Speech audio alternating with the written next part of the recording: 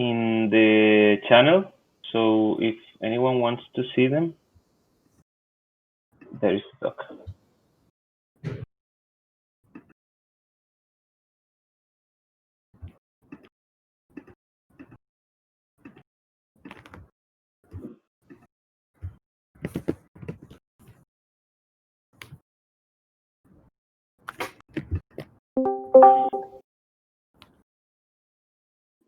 So today's session, we are going to dive into the second part of chapter number 4, and Tam and I are going to lead this session. And this session starts with what she calls the entrepreneurship game. That was relevant to the case of a study of the basins, and she went deep into how these basins made agreements to manage the resource, and she goes on the detail of how were those negotiations between the basins, and how was that process of creating a new institution that she catalogs like a polycentric institution that helped the institutions that were created before. So yeah, that's like my initial take. Tam, would you like to complement? Yeah, I'm going to say that Juan did all the work. Juan Carlos did all the work. His notes are great. I really struggled with this piece of the text. I read it once, and then I went through and read my highlighted sections, and I still, for some reason, found it more dry than some of the other pieces that we've read so far. I don't know that I was able to come up with like one big conclusion about all of the pieces. I thought it was very interesting how, this idea of some sort of like collective bargaining power was influential in like these CPRs working together, because they would have more persuasion and more power working together than they would on their own. But I don't know that I came out of reading this with any great conclusions or particular questions. Did anybody else, by chance? I just want to say welcome to James and Seth. It's great to have you guys here. We are starting on page 127. Now that is the second half of chapter 4. If you guys want to follow up, and if you don't have the book, there is a PDF in the DAO Book Club channel in the Governing the Commons section. Well, for me, one of the points that I really liked about this chapter was that when they were in this possibility of creating a new district to manage the basins, they made like a list of reasons of why to form the district and reasons against it. So for me, that's very important, because it like highlights the importance of negotiation in decision taking and in institutional change, because that is to make a list of pros and cons. It makes easier to identify the common points and the key points around the parts that are negotiating, and also like helps to develop more information on the decision taking.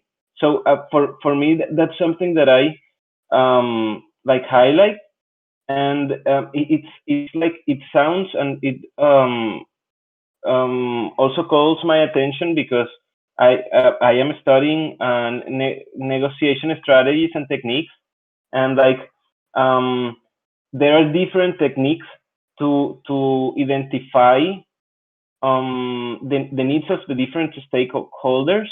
So it's not just like one technique to like to write the pros and cons, but to like try to identify um, what is most important for each one, and what can be what we call a BATNA, that is the best alternative to a negotiated agreement. So I like that what they did for their decisions on this creation of the new district. That in the first pages they said that there were no public agency that had the authority or the appropriate boundaries to address these questions. So they like made it up, like after having met and having negotiated, they like agreed to create a new authority. So like after that, what really calls my attention is when she starts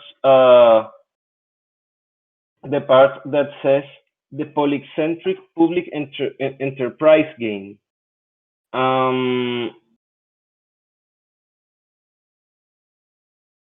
So for me, in this part, one of the main paragraphs and that resumes some of the ideas is that a governance system can evolve to remain largely in the public sector without being a central regulator. That is like one very big thesis that she makes, that some scholars have characterized the assignment of well-defined rights to the flow of a CPR as privatization.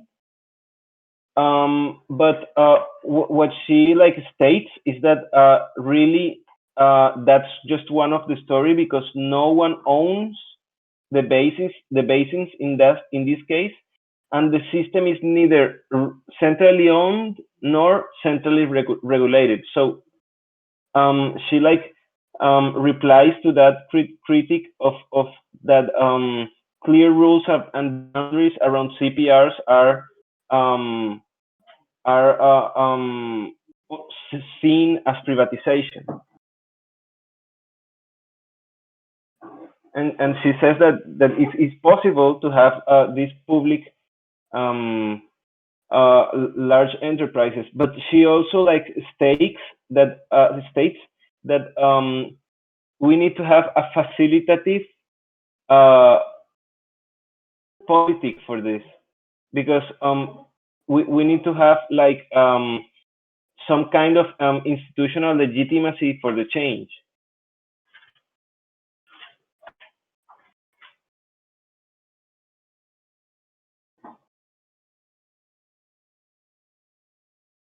And after that, yes, for me, I really liked when she jumped into the analysis of institutional supply, and I think that that is going to be the centerpiece for the rest of the book, for chapter 5 and chapter 6, because like after she studies the cases, then is when she makes her theory, and she like in chapter 6 in chapters 5 like tries to analyze the failures of CPR institutions, and in chapter 6 she like draws a system of institutional change. And I think that one of the main like questions that she poses is like the difference between the origin and the change in institution and institutional change. Who someone wants to have a take on this? Yeah, the origin of institutional changes in this scenario, in this part of the chapter, is really fascinating to me because it, like many changes that occur, it came from a technical solution. They were managing the West Basin and Central Basin separately, even though they had a bunch of associations managing it as an aggregate governance system. They came up with a technical solution that would prevent saltwater intrusion, and when they did that, they realized how connected the basins actually were. And so we had the Central Basin and the West Basin that were managed separately, and they said, okay, well, actually, our basins are kind of interconnected, and this new technical solution where if we drill wells into the West Basin across the coastline, it will prevent saltwater intrusion and prevent the actual reservoirs from actually depleting. And we can manage our water better that way. And when that technical solution appears, there's also a whole nother range of decisions that need to be made and that can't be made independently, whether it's from the West Basin management system or the Central Basin management system. And so they had to come together and say, okay, well, who's responsible for this infrastructure deployment, how much it's going to cost, who's going to be responsible for paying it. And if you do end up paying a majority of it, or if who benefits the most. And all of these decisions, they have trade-offs when it comes to the perception of who has the decision-making ability into the future, how it's going to be managed as it evolves. And I think that's kind of what she was getting at there at the beginning is, you have this technical solution that is offered and everybody agrees that this is going to further sustain this system of water management, but we have to figure out new governance systems that go along with it. And, when you analyze institutional change, I think a lot of it has to do with that, especially if you put in the context of DAOs or protocols. You say, okay, we have this new technical mechanic that we can initialize, but now it opens up the decision-making components to a whole new wide range of people, and we got to take that in consideration when we're designing the system. And so those associations in the West Basin and Central Basin now need to get together and say, okay, do we want a public agency to oversee this? And do we need, how much power are we giving them, and how much, power are we giving up, and so on and so forth. So I thought that was the most interesting aspect of the whole thing. Yeah, I also took a note on that, on how important it was that once the West Basin saw that they were somehow that they could be overpowered by the Central Basin, that they wrote everything, what was the pros and cons for getting together. And even though the pros were higher, it was they still had an agreement by understanding their vulnerabilities, that this agreement would protect them from this. And this point that you mentioned also about how the governance came up further on. And she talks a lot about how important it is to have documentation and to have material about the provision of a new institution, like how does a new institution is formed, and how there was so little documentation on this. And then a lot of this next steps, they get so much harder when you don't understand how things came into agreement.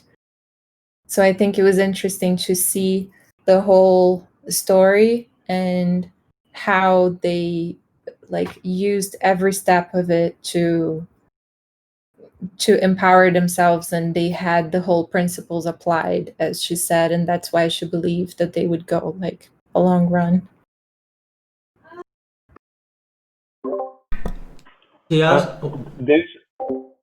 Sorry, Septimus.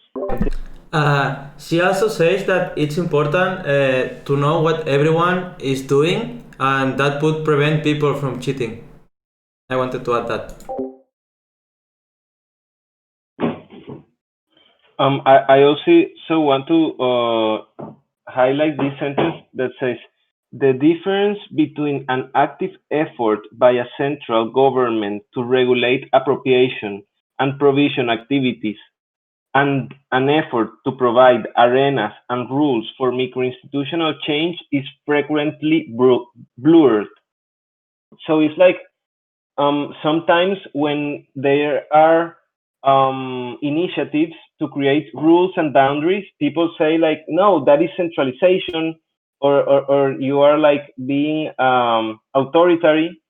But that can be blurred with and confused with the intention of provide clear rules and boundaries for regulate the microinstitutional change. So it's like some people is against rules just because rules like what rules means, but without rules there would be no sense. So even though we don't like rules, we need them to make sense.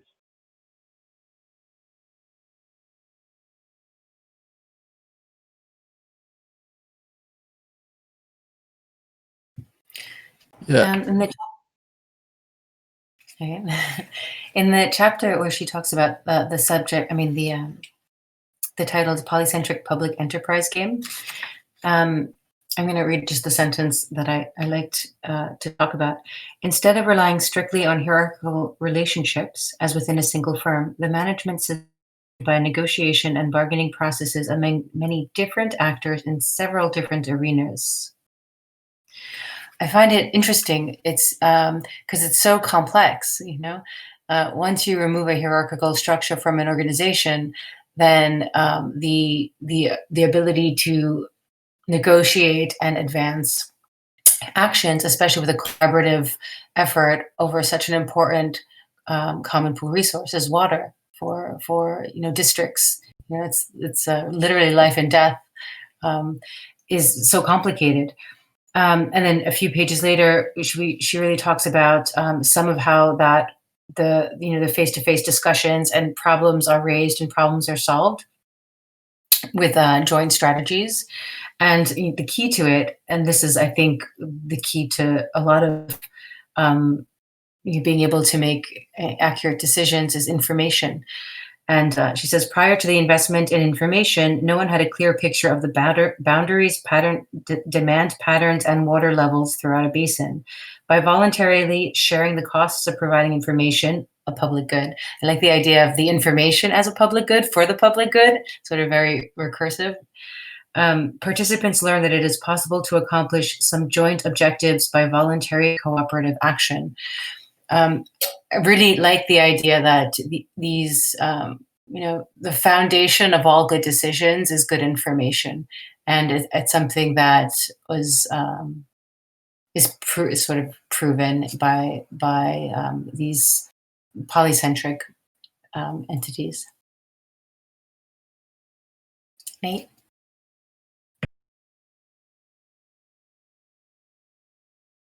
No, I was just going to say that one of the things that keeps coming back, and it just kind of fills my head with the way I perceive CPRs, is something she said earlier in an earlier chapter, where it's just our desire to remove uncertainty from these CPR settings naturally increases their complexity.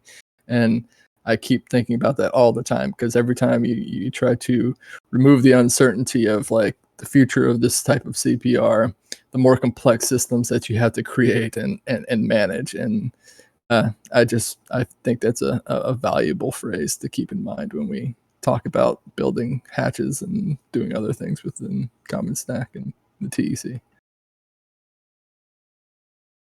So we have to have some comfort in uncertainty. Or very strict strictures. And or complexity, yeah.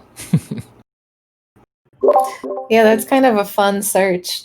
What are the uncertainties that we can be comfortable with? And what are the uncertainties that are like, I don't know, that gives so much anxiety that you can't have that. I remember a phrase on chapter 1 that says uncertainty creates cooperativeness. And yeah, that's awesome.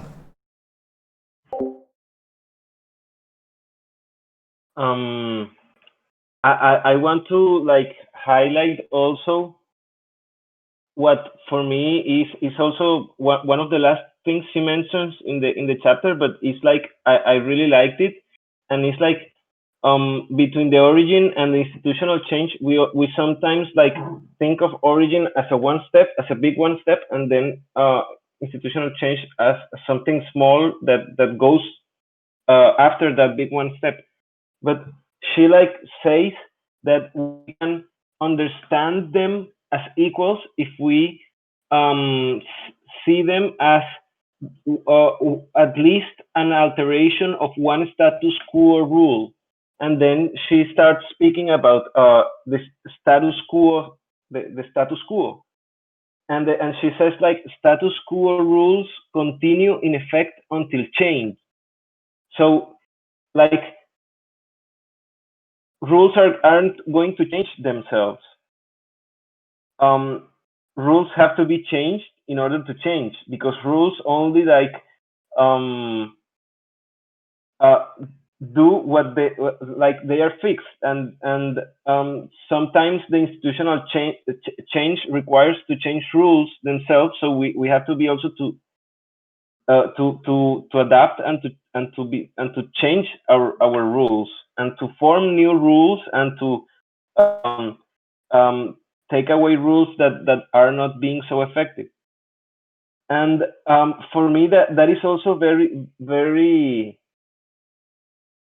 interesting, because for me as a person that studies a lot of the theory of conflict and conflictology, like we see conflict as a motor of change, and somehow this theory of institutional change around the change of status quo rules, like somehow like also begins with not necessarily with a conflict as meaning of violence or something, but conflict understood as a situation where there is people that feels that some of their needs are not being addressed, and that they need to make new rules and to like evolve their systems to address their needs.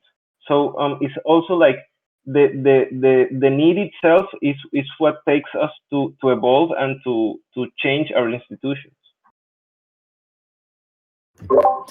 The way I understood the status quo rules were also like behavior patterns, or just like rules that weren't necessarily stated, that they just existed if you observe them. So if you observed the situation and you found patterns, those were the status quo rules, that they are invisible kind of, but they are happening.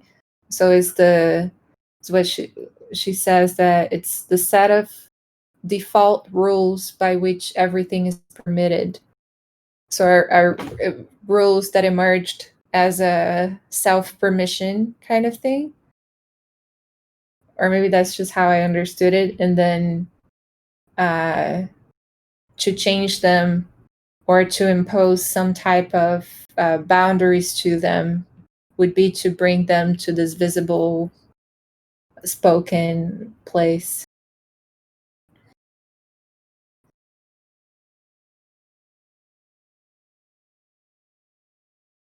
Yeah, I found it interesting the order in which she kind of presented this through these last couple of chapters, in terms of we went over these kind of sustained over generations CPR settings, like the Japanese mountain commons and things like that, where you had these stable environments where institutional change was not necessary at all, and they were able to maintain these commons in a very robust manner. And then you get to where we are now, and it's just like are stable conditions even possible anymore to sustain, or is institutional change always going to be part of that evolutionary management of a CPR setting from here on out?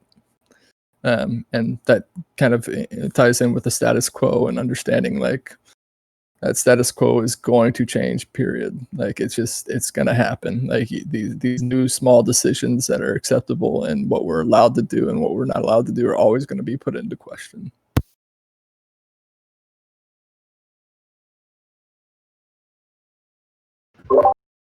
And I think this is kind of the core of this moment that we are living with this very new institutions that we are experimenting so much with them, that we see all of a sudden so much of our status quo being brought in to a space where they are obsolete. And that's where I think the confusion happens, because it's like, how can I provide change to all of these rules that I didn't even know I had for myself?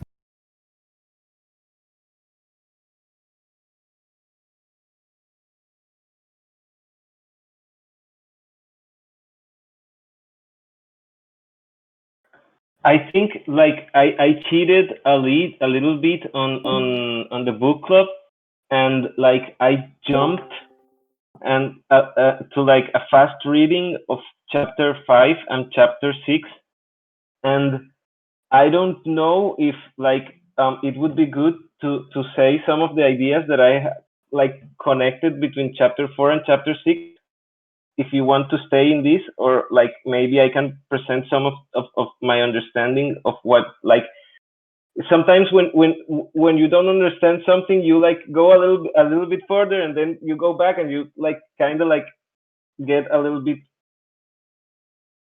so if you want, I can show it. Are you gonna be like a spoiler though? I am gonna show one diagram, one diagram she presents.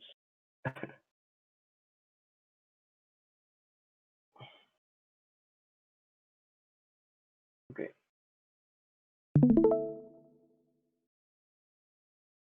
So this is in the SoftGov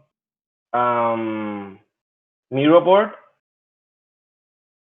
and this is what she puts in chapter number 6, and she makes like this framework of analysis of CPRs, and she like makes some variables of that can influence from different sides that internal world that we are trying to create in the CPR.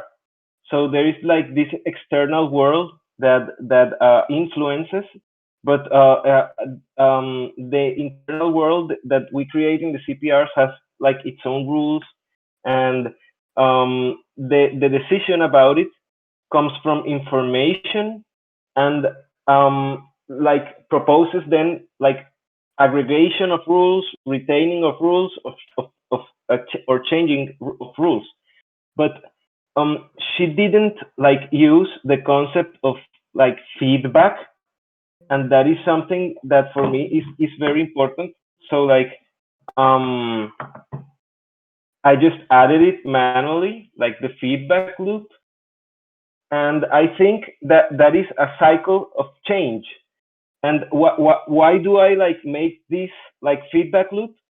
Because in David Easton theory of a political system, like he like talks a little bit of like how a political system takes the demands of the system as input, and then draws an output, and then that goes into feedback. So like I like try to put it here, and this like can also be seen as a transformational platform, because if we see like change as a cycle, um, um, that is like something inevitable, and that is something that is happening continuously, then we can create like a platform where we like are adaptive to change and to like having like new institutional change and new rules. So this is a theory of leaderage that is about conflict management, and like that's like what I am mixing a lot of readings in my head. And yeah, I think that what is important about a CPR institution is to be able to have clear rules and boundaries, but also to have like a clear cycle on how that platform is going to behave, how that platform is going to evolve, and how that platform is going to change and go with all the flow that comes from time and from the use of the CPR. So yeah, that's like, and this is the draft of the conflict management cycle of gravity. And I really like that I designed this before reading Ostrom, and that I have like an external management layer and an internal management layer that is like the same thing that she has here, where she refers like internal world and external world. So I think that all that the dots are connecting, and that's why for me it's being so relevant and so enlightening to be reading this book while having a dive into into the TEC.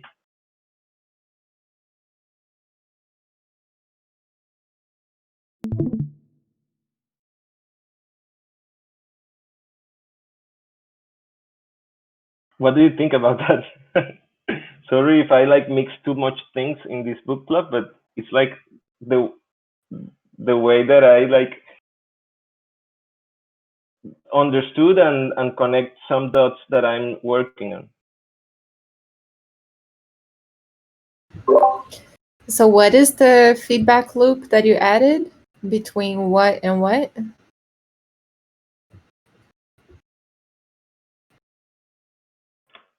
The feedback loop is between the aggregation, retainment, or change of a rule becomes once again information about shared norms and opportunities, and information about benefits, and information about cost of changing the rule that retained or that changed or that was aggregated. Like one example that I really like to give about the feedback loop, but this is from like, it's like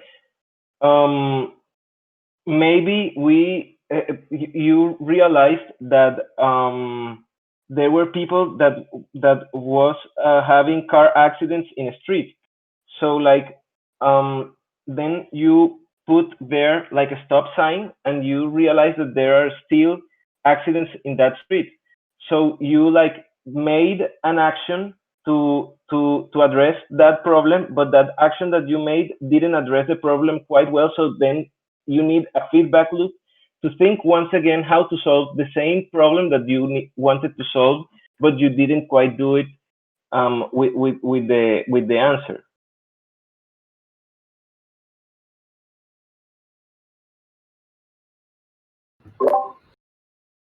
So like you have a problem and then you solve with the resources you have available, and you fail or you solve in a certain way, and then after that same problem comes back, but then you already have information about how you went in the first round, and then that's the feedback loop that it constantly improves a problem with the solutions that you apply and the knowledge you have.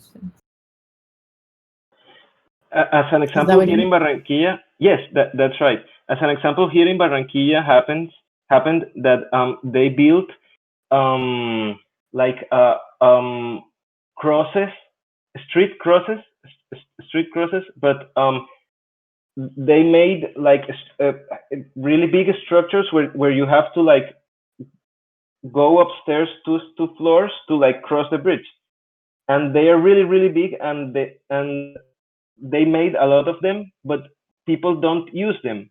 So like they made a policy to like help the people to not cross the street, um, uh, and put their lives on risk, but that didn't quite answer the problem. So they just needed to do it again, and now they are like trying to build underground bridges, because what people said that the reason why didn't took those those big bridges to cross the street is because here it's very sunny and they didn't have a ceiling, so it was like difficult for people to just to cross the bridge in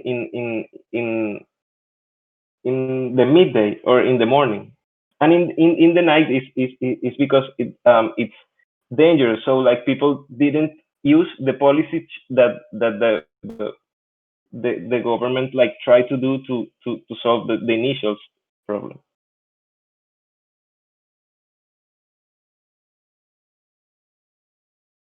So what I want to say is that I think that we have to be resilient to change, and to be resilient to adapt, and to form new rules, and to change existing rules, because that is what is going to make our CPR institutions resilient.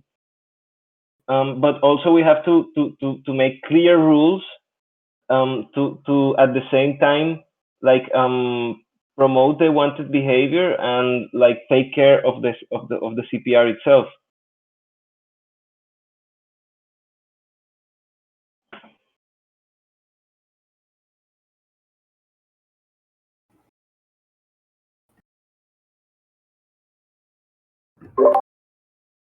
There is something else I wanted to bring up in the last page of the chapter that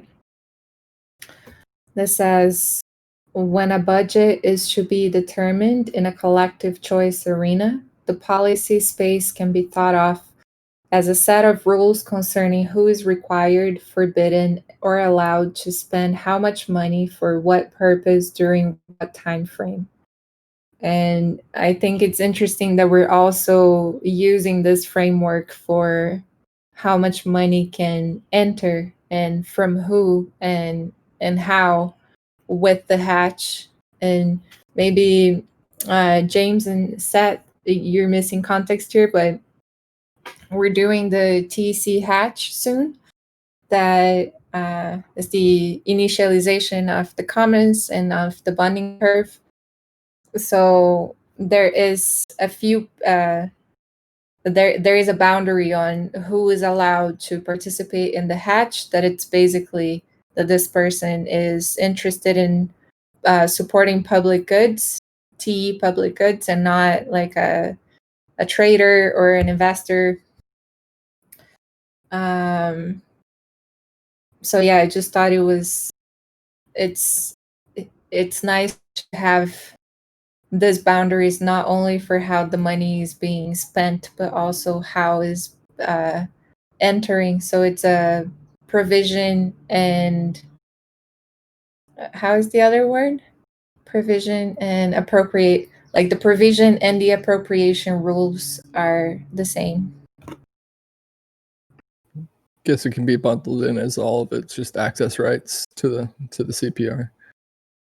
But yeah, I find that the flow chart that I'm looking at pretty awesome, especially if you could combine that with some type of action research model or methodology that takes into account the different players and how they feel participating in that type of internal and external management system is really fascinating.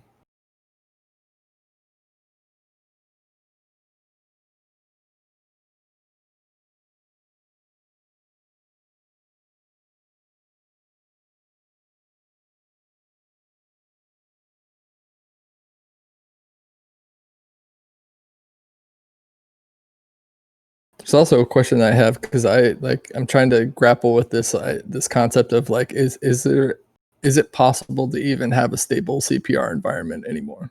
I mean, in terms of the amount of information that we have today and the amount of information that is constantly shared and the rate of discovery, is it possible to ever have a stable environment for a CPR setting, or is it always going to have to include this type of methodology included within the management of a commons?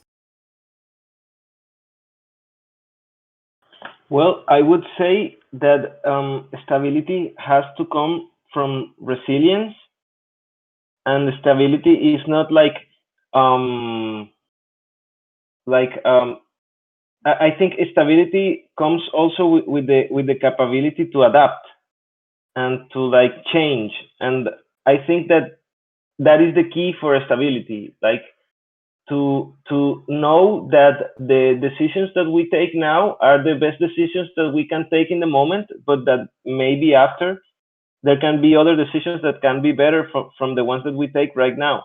So we have to be adaptive and to be proactive to evolution of institutions.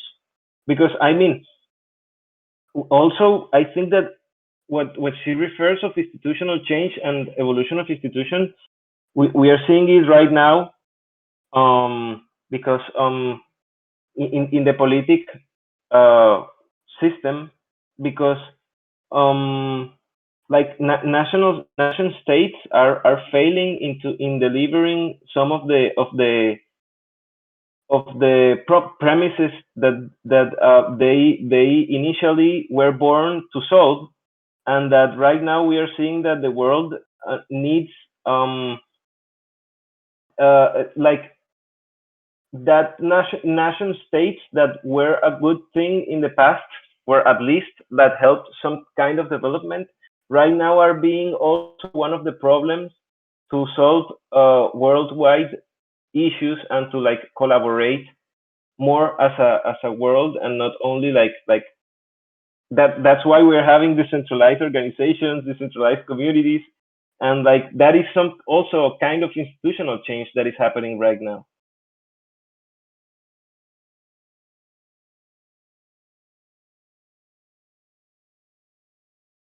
Yeah, I find it really exciting because I give a lot of credit to centralization in terms of getting us to the point we are now, in terms of development, in terms of being able to react to our environment. But I think that what decentralization offers us, especially in terms of the commons, is becoming anticipatory and understanding that we able to anticipate these changes that are occurring in our environment, whether it be with water sources, whether it be with our forest, air, whatever, and to be able to adapt very, very quickly, and creating systems that allow us to do that, and creating the tools that enable us to actually make change and do it in some form of democratic manner.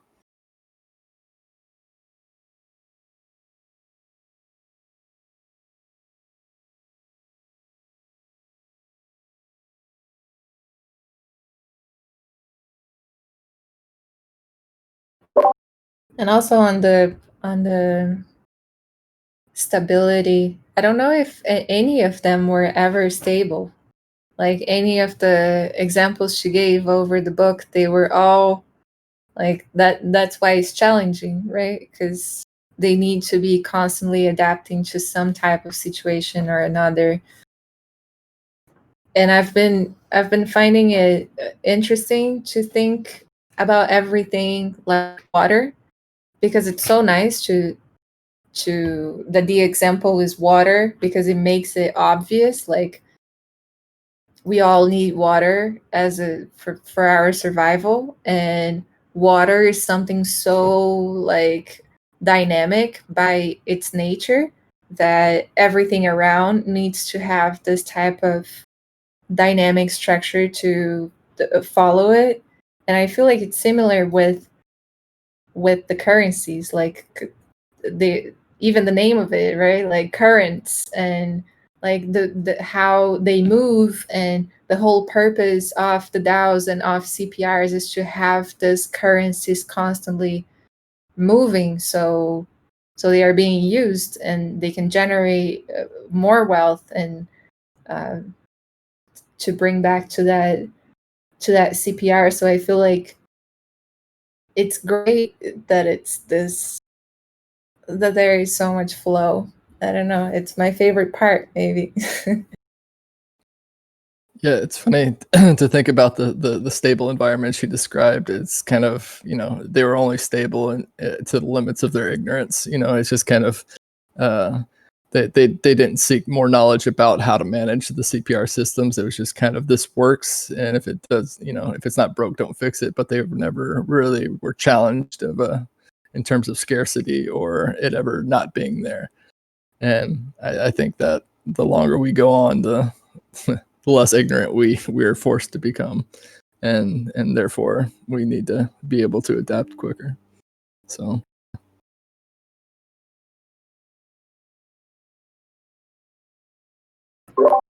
if there is any goal, perhaps if it is information, right? And just like you said, like the less ignorant, less stiff, and if we're moving more and more towards this information where people can have better decision making capabilities, then maybe this is the trick of like making something more and more decentralized, because then this base would be like ever more resilient the more information there is spread in the system.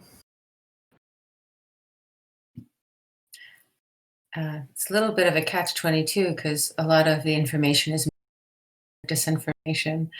So sorting the signal, through the noise is really, I guess, difficult. And I think that's very reflective of our society today. Is we're overloaded with information, so we don't pay attention to a lot of it anymore.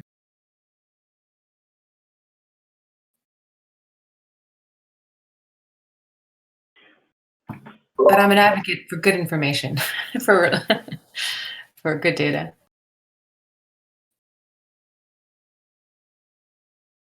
I think also that one of the possibilities that we have right now is to make bigger CPR institutions. The cases that we have seen have been very like punctual, like in the Los Angeles area, in Japan, in Switzerland, but they are like small communities, and like what one of the biggest possibilities that we have is to make them really big, and even to see the world as a CPR.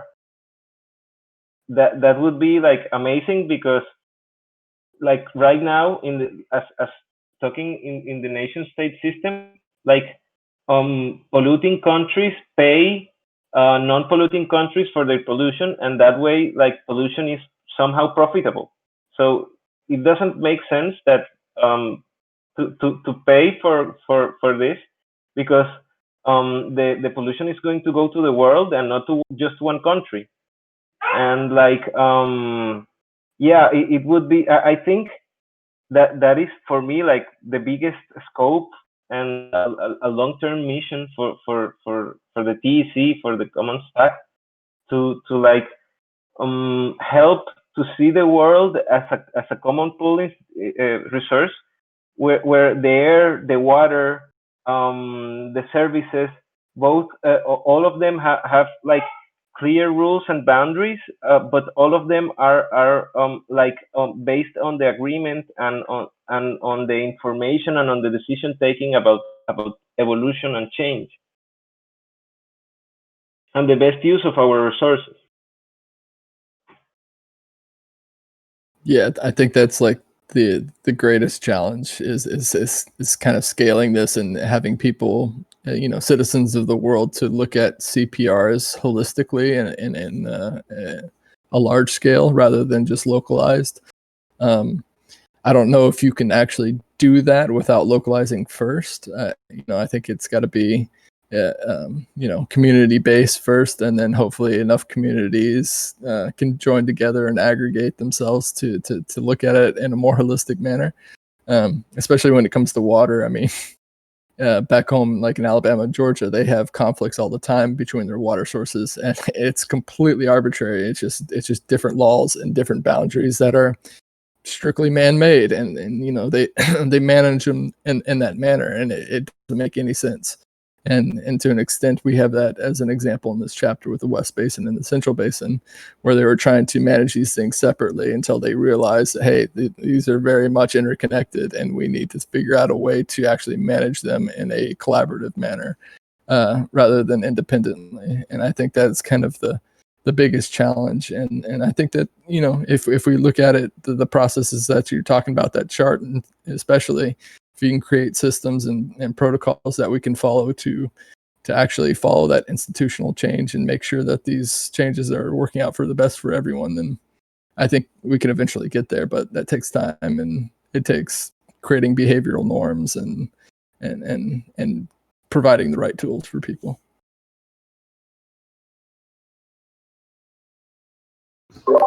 That's the fractal dream.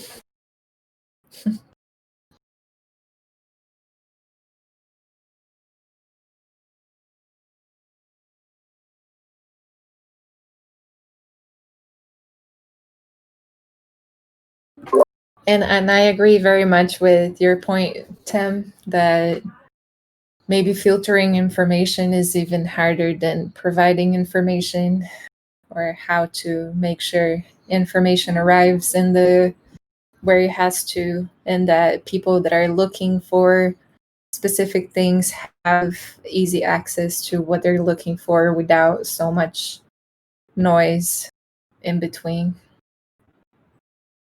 And maybe this is one of the biggest challenges.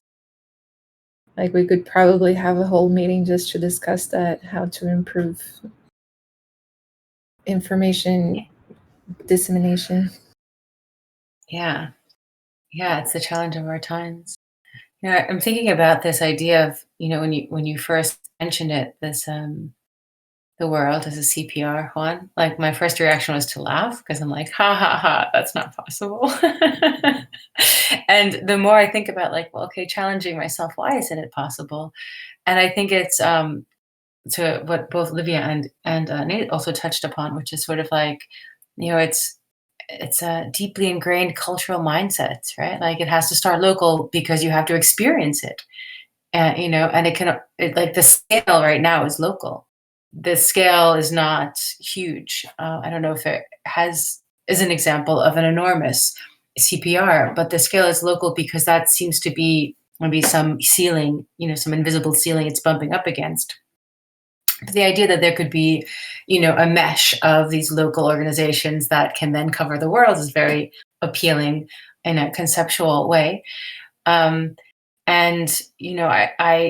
I personally think also, being raised in the United States, like, I have, cultural programming that incentivizes me, and I have to challenge that programming, or reprogramming, or finding the neural bugs and crushing them, because I don't want that programming in my head anymore.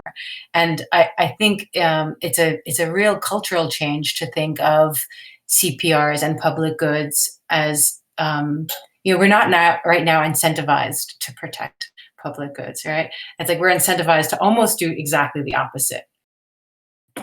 To consume, and to spread information, and to amass power, and to amass wealth and capital and these things. So and to waste, So it seems like there'd be a whole sort of reprogramming on a global level that would have to happen, which would probably start through experiencing local CPRs and seeing the immediate impact, even if on a local level. So I think slowly over time, it's not as ridiculous as my first reaction to it was. So thank you for sharing that idea, Juan.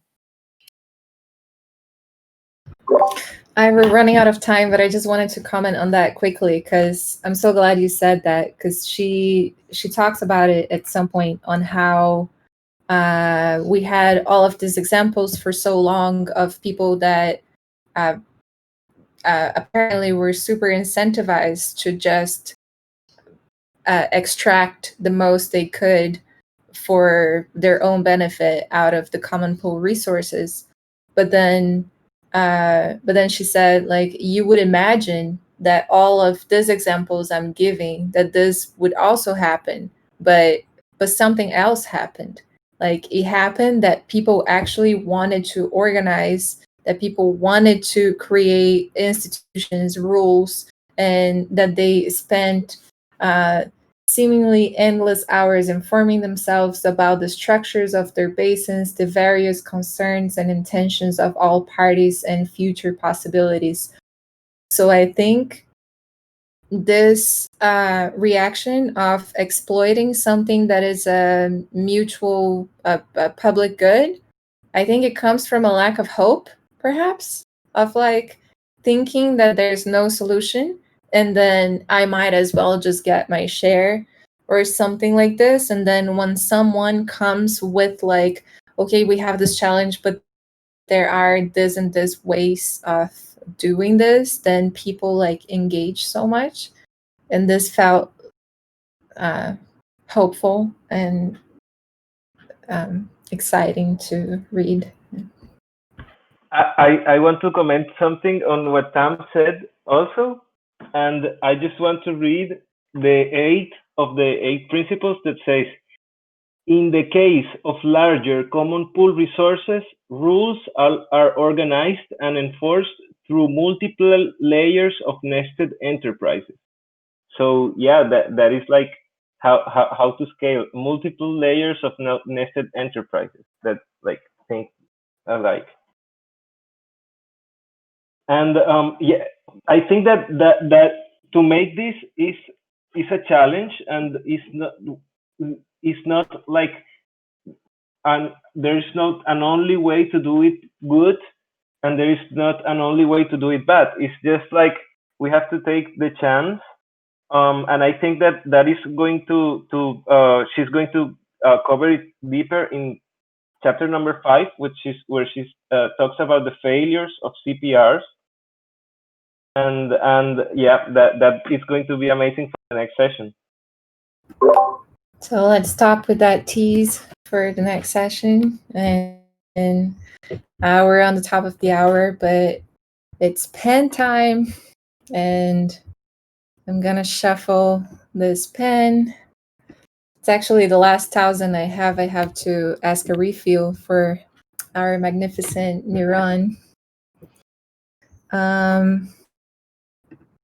Okay. Also, the one who's leading next session. Yeah, and also who's leading next section. So maybe let's do the pen first.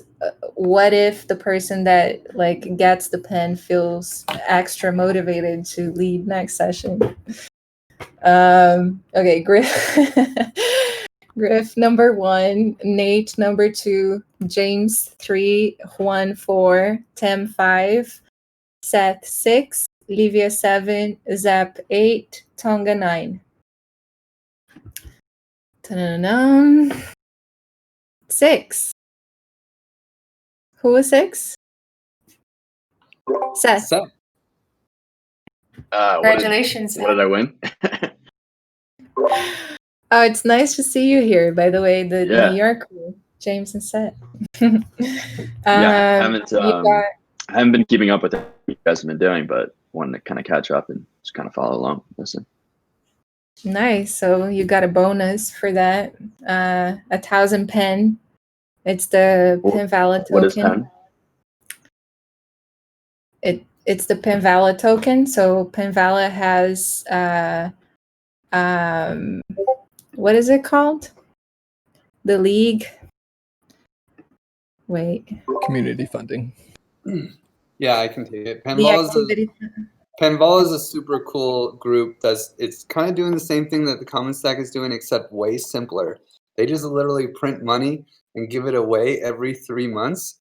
They match donations on Gitcoin, and then they also have this activity fund that is trying to build like social community groups. So like they fund poker on Wednesday with circles, UBI coins, which is really fun.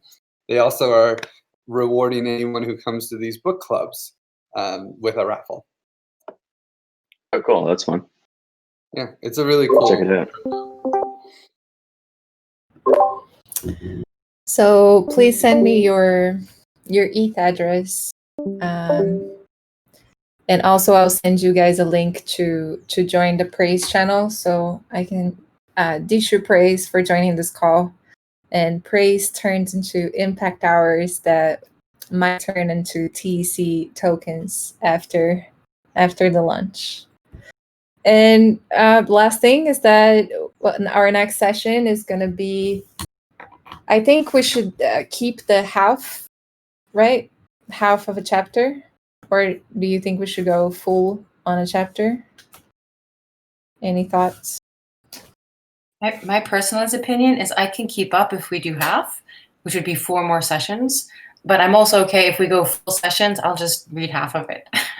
I'll do my best to keep up. I also vote on half.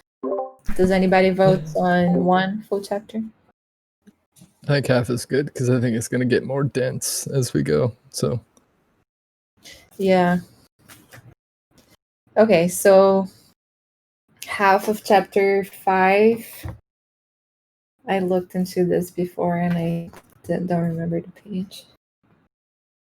I think we could go until irrigation development projects in Sri Lanka. It's like kind of half. It's a little bit less than half, but it feels like a good point to switch. It's either that or, yeah, they're very big. Hey Juan, you've read ahead. Do you have a point in chapter 5 that you think would be a natural halfway point?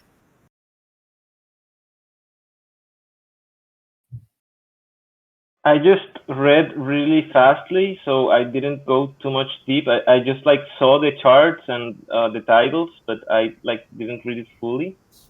So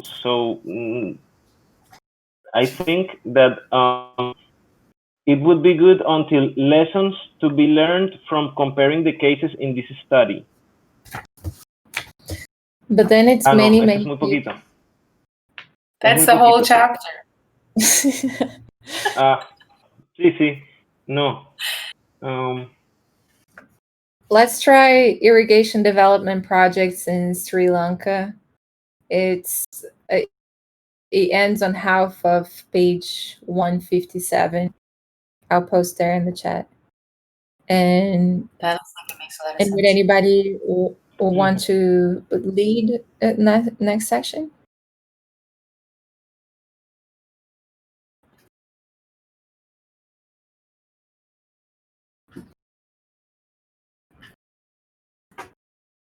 Okay, I'll ask Atta if he feels he fancies it. Otherwise, I'll do it.